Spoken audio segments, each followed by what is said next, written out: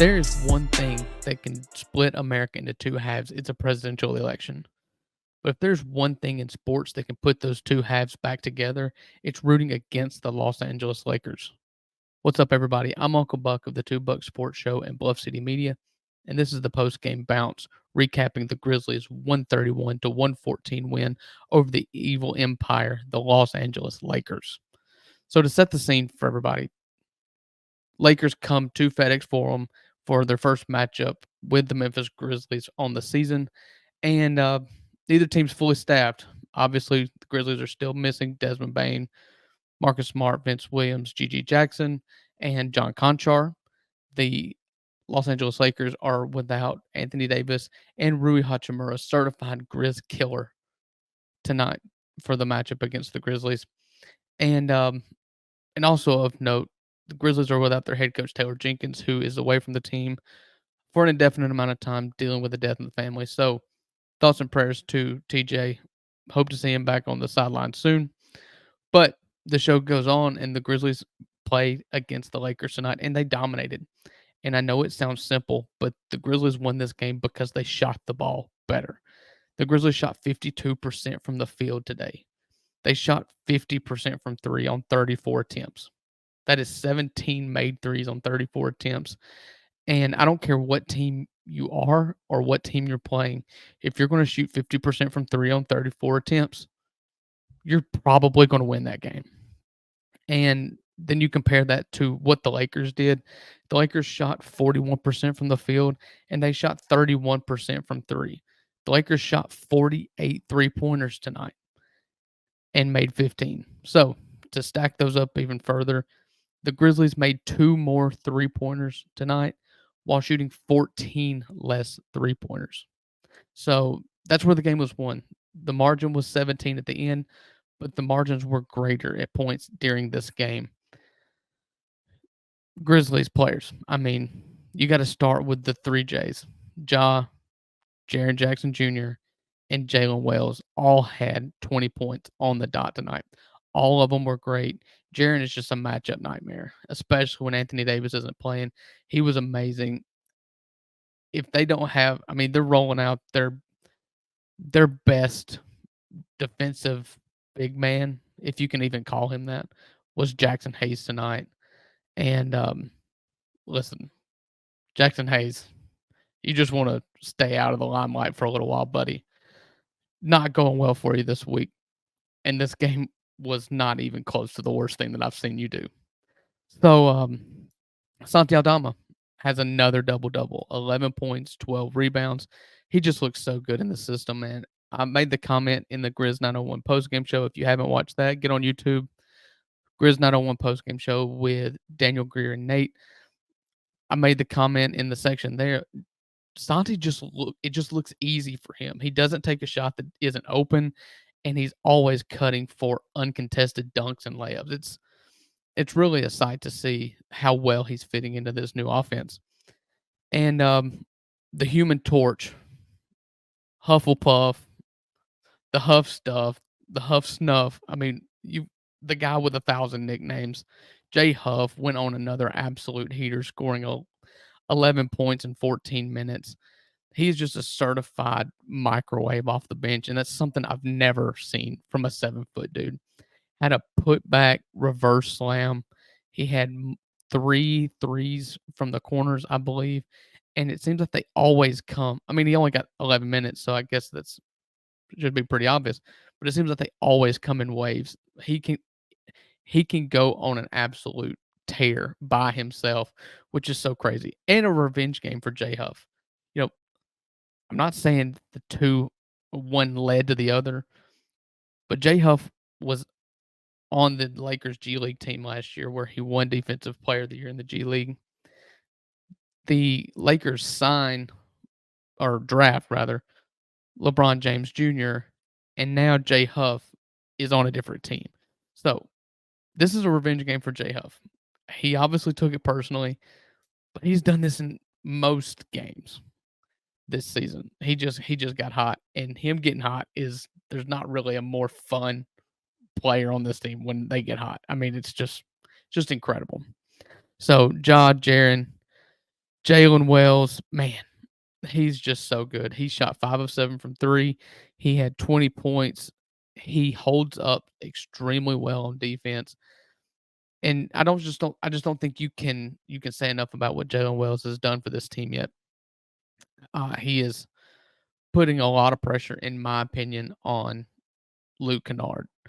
I believe he becomes expendable at this point if Jalen Wells can keep this streak up. If you remember to start the season, to coming into the season, Luke Kennard was signed to just a 1 year deal, which means he's already on an expiring contract, which makes him a lot more valuable on the trade market. And so he becomes redundant with the addition of Jalen Wells, and it's just another second round pick home run by the front office and Zach Kleiman. He has been absolutely stellar in the starting role since Marcus Smart has went down. Pros and cons, just really quickly. Pros, you beat the Lakers. Like I said, nothing unites people quite like going up against the Lakers.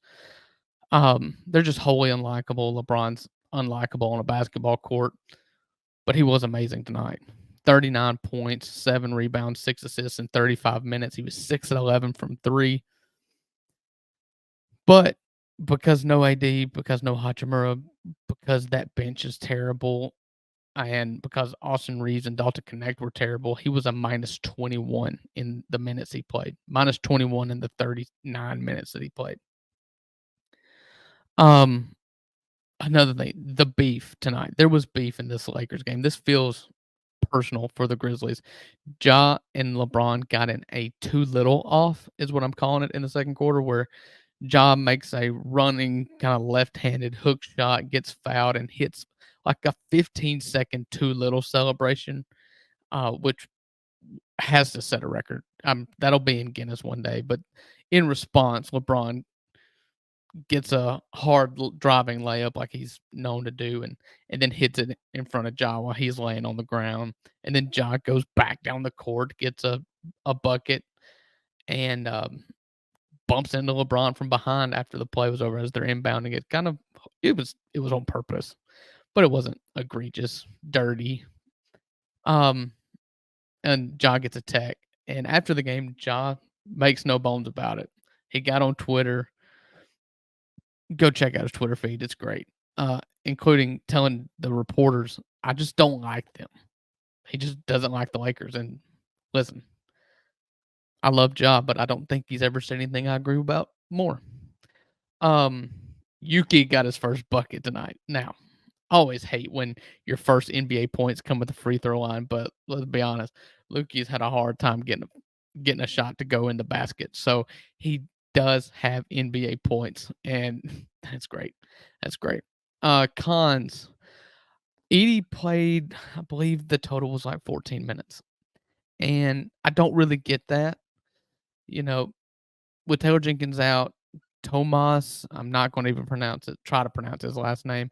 The European coach they brought in from Paris, who is the lead assistant and the offensive guru, was filling in for Taylor Jenkins tonight. And he just said in the post game that he was going to go with a kind of a three-headed monster at the big. And you saw Zach Edey get 14 or 15 minutes. You saw Jay Huff get 11. You saw Brandon Clark get 19. None of them got high minutes, but Edey was really dominant earlier in that game. Jackson Hayes could not handle the big man. And it was kind of frustrating to see him not continuing to get those opportunities just to get better, especially in blowouts. You know, he didn't come back in a blowout game until 2 minute mark when Yuki came in. That game was decided early in the fourth quarter, if not late in the third. I just want to see the man get minutes.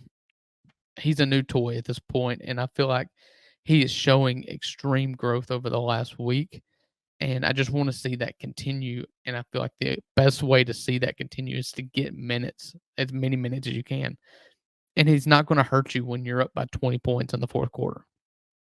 But the biggest con, Ja in just a baffling play by Christian Coloco gets hurt. It turns out to be a hamstring. He goes up for a lob or a rebound. I can't remember. It's late, but He kind of gets pushed out of bounds from midair, lands awkwardly on his leg, immediately asks for help, and immediately walks straight to the locker room.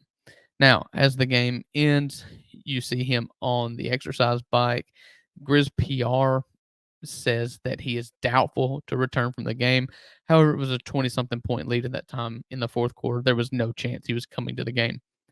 However, the fact that they did put doubtful, and maybe there's some gamesmanship there, but the fact that they did put doubtful on the injury report during the game instead of out made me feel encouraging. Tomas, the acting head coach for the time being, refused to comment, said we'll see what it looks like in a couple days, which means I'm going to say the game against Washington on Friday is not going to happen for Ja. I'd honestly think he's probably out in the road trip with Portland and LA next weekend. And then, next week. And the next weekend is your first game in the play-in tournament pool play. So I would think if all things go well, that's the latest he'll return. But Ja's been very vocal about wanting to play a lot of games this year. He doesn't want to take games off. So and we've seen Ja what get hurt in what seems to be very devastating fashion, and he bounces back very quickly. So we'll see what happens. Unfortunately, we're going to have to look forward to a Grizz PR notification to kind of tell us what's going on, and that's in no way how we want to spend our Thursdays. But that's where we're at. So, big picture here, hope for health, ready to see Taylor Jenkins back, thoughts and prayers with his family. But the Grizzlies get the win, 131 to 114 over the Los Angeles Lakers. I'm Uncle Buck. Check out Bluff City Media channel. Check out the 2 Buck Sports Show on Friday at 3 o'clock on Bluff City Media. And until next time, we'll see you.